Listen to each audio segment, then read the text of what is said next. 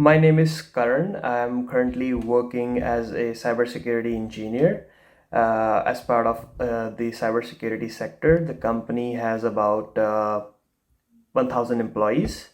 I would like to rate Notion as a rating of 4.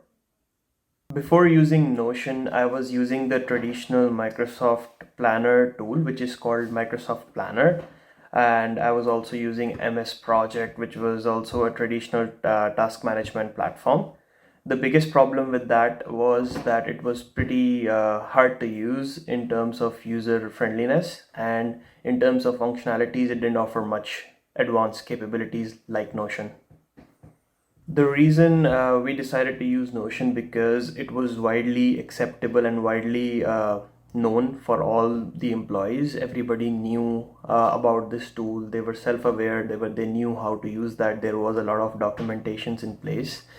It is as described. It is very user friendly, and it's widely used by different clients and teams. So it makes it easy to contribute in that platform.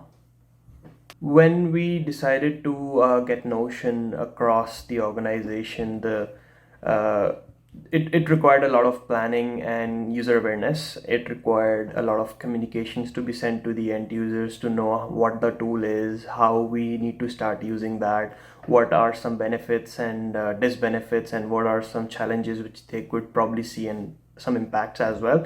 So we had to do a lot of in-depth planning, awareness campaigns, and need to spread the word to start using the new tool about its advanced functionalities and task management capabilities.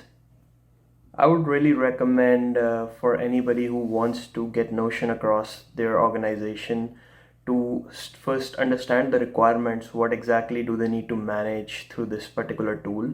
If it is tasks, if it is timelines, if it is some in-depth advanced management capabilities like progress updates and stuff like that. So you really need to see the user interface of that.